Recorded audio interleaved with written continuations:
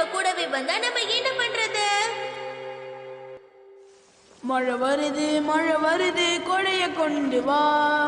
கொடைய புடிச்சு நடந்து போக ரொம்ப நல்லா இருக்கும்.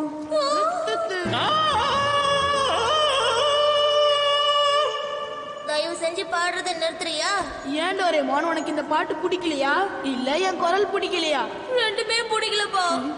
ஏய், அப்பா வந்துட்டாரு. அப்பா உங்களுக்காக கொடை கொண்டு வந்திருக்கேன்.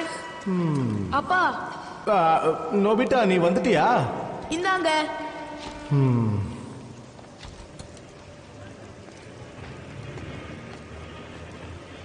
அப்பா ஒரு மாதிரி இருக்காரு. தெரியலையே. இதெல்லாம் எடுத்து வைக்கிறதுக்குள்ள மழை நின்னுடுச்சா? அட, நாங்க வந்துட்டோம். அதுக்குள்ள வந்துட்டீங்களா? நீங்க கோல்ஃப் கிளப்புக்கு போறதுக்கு எல்லாம் தயாரா இருக்குங்க. வாவ், அப்படின்னா அப்பா நாளைக்கு கோல்ஃப் விளையாட போறாரா? டோரேமான், இத கொஞ்சம் பாருங்களேன். இதெல்லாம் பார்க்கும்போது பழைய ஞாபகம் எல்லாம் வருது. என்னாச்சு உங்களுக்கு? நான் பேசுறத கேட்காம போயிட்டே இருக்கீங்க.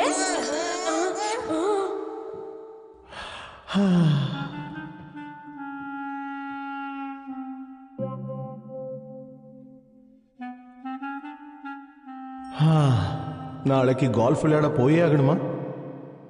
அவருக்கு கோல்ஃப்னா பிடிக்காதோ? அவருக்கு அதை விளையாட தெரியலனாலும் அவருக்கு அதை ரொம்ப பிடிக்கும்.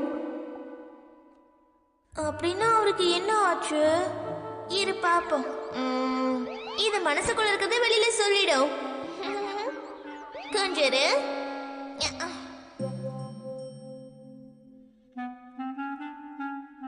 இதை வச்சு அப்பாவுடைய பிரச்சனை என்னன்னு கண்டுபிடிக்க முடியுமா? ஆமா.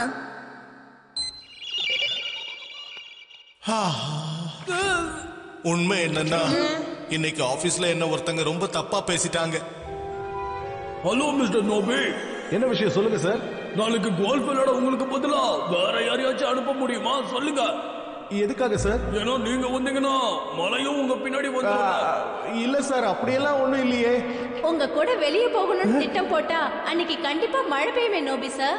எவ்வளவு வெயில் அடிச்சாலும் சரி, இவர் வெளியில வந்தாலே மழை பெய்யும். இன்னைக்கு கோல்ஃப் விளையாட முக்கியமான ஒரு கிளைண்ட் வர போறாங்க. அதனாலதான் சொல்றேன், நீங்க வரும்போது மழையையும் கூட கூட்டிட்டு வந்துடாதீங்க. நாளைக்கு வெயில் அடிச்சா ரொம்ப நல்லா இருக்கும். இது என்ன புது கதையால இருக்கு? நம்ம ஒரு குரூப்பா எல்லாரும் வெளியில போறதுக்கு பிளான் பண்றோம்னு வச்சுக்கோ. அந்த குரூப்ல ஒருத்தர் வந்த மட்டும் எப்போ மழை பெய்யும். அப்ப மத்தவங்க எல்லாம் என்ன நினைப்பாங்க சொல்லு? ஆனா இப்படிலாம் உண்மையிலே நடக்குமா? அதுக்கு என்கிட்ட ஒரு டிவைஸ் இருக்கு. இதுதான்